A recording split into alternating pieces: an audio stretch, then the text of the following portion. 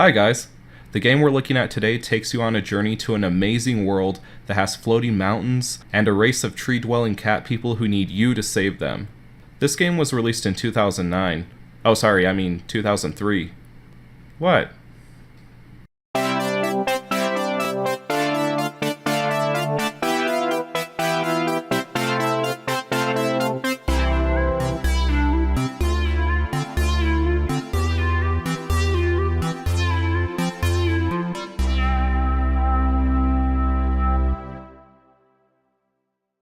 What is this?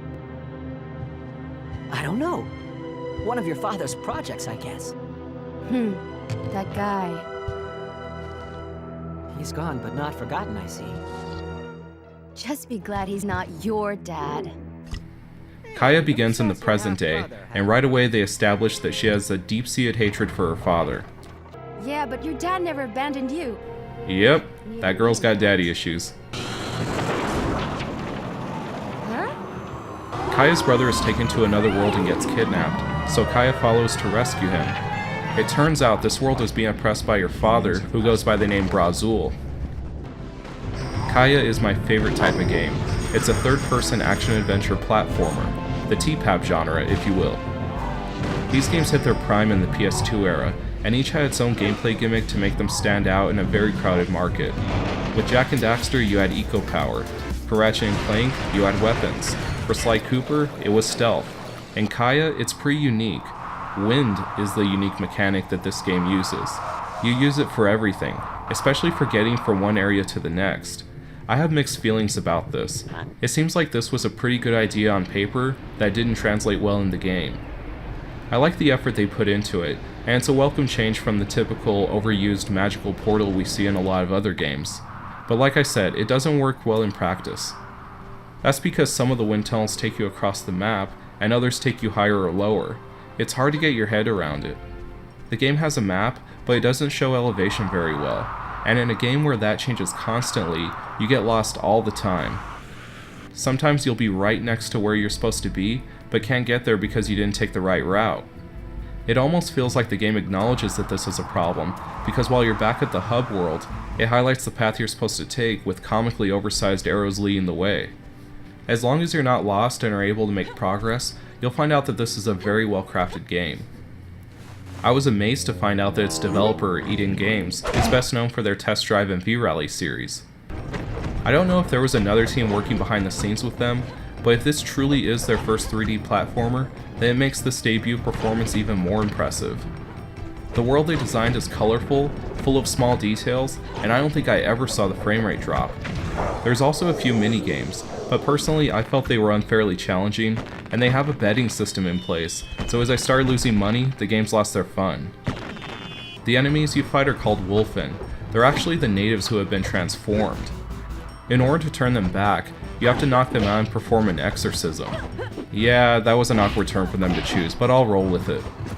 To perform the exorcism, you need a certain number of green orbs, which are the same orbs you exchange to refill your health.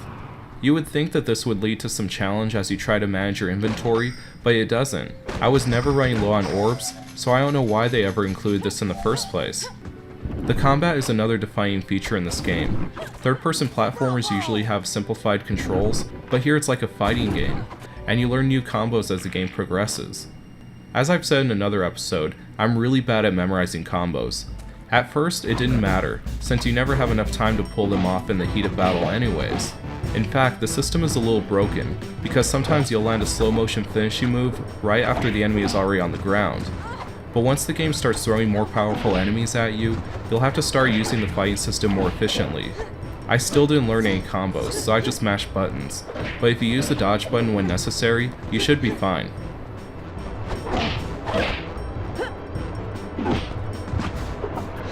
Everything comes together pretty well in this game. It feels refined and fluid. You would think the development team had done all of this before. Unfortunately though, their bottle of polish seems to have been running out when designing the later stages in the game. As you go further, it starts to get more buggy. The game only crashed on me once, but otherwise the bugs don't hurt the experience too much.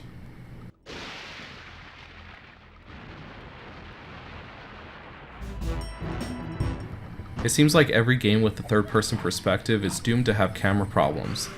So how does this one stack up? Well, not too bad actually. Again, I was very impressed with the refinement, especially in the early half of the game. Then once the second half comes around, the camera becomes completely disobedient. It doesn't kill the fun, but you will need to level up your patience.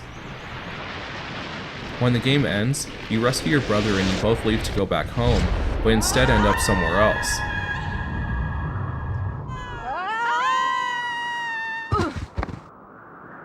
It ends on a cliffhanger that hints at a sequel, and I'm sorry if some of you think that's a spoiler, but I didn't see it like that because it really didn't spoil anything. It's unfortunate that the first 3D platformer from Eden was also their last. They never made that sequel. Some people are hopeful that the project will be revived, and a sequel will be released someday. I know stranger things have happened before, but this game didn't get a lot of traction on a console that already had plenty of better known platformers to choose from. Those factors made it become a total hidden gem, and I bet you could still find a bare disc sitting at the bottom of a 99-cent bin. But it won't be like that forever. You see, while I'm looking out for 99-cent gems, my biggest enemy is time. It'll be interesting to see if any of the games I cover go up in value, but if I had to take a guess, I'd say Kaya is the best investment if you're looking to buy low and sell high. The game has a small cult following, and I've come to expect to see it on lists of hidden gems on the PS2. So if you come across it, buy it now while it's still cheap, because someday it won't be.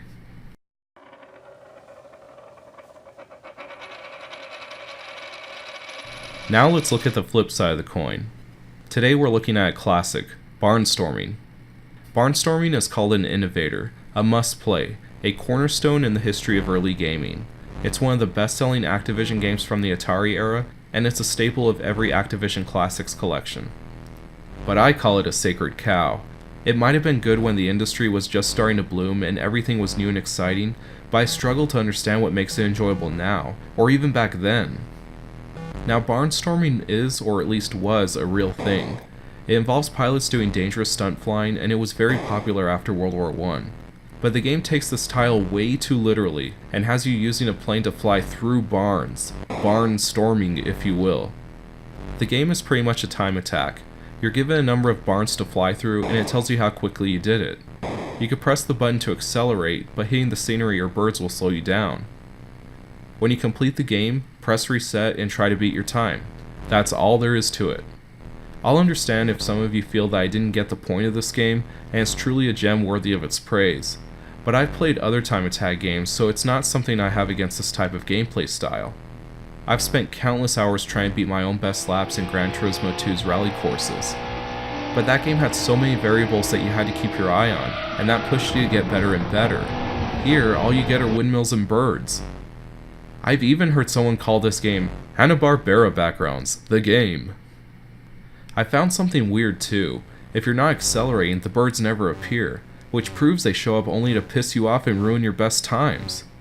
I hear that if you got your time down to 31 seconds and sent a photo to Activision, they'd send you a patch.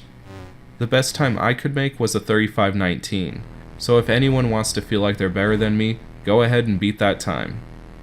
But even if I'm not recommending this game, I can't say it didn't have a lasting impact, because its core gameplay idea still lives on. Today we call it a speedrun. Well, that's all we have for today. Thanks for watching, guys. I'll see you guys next time.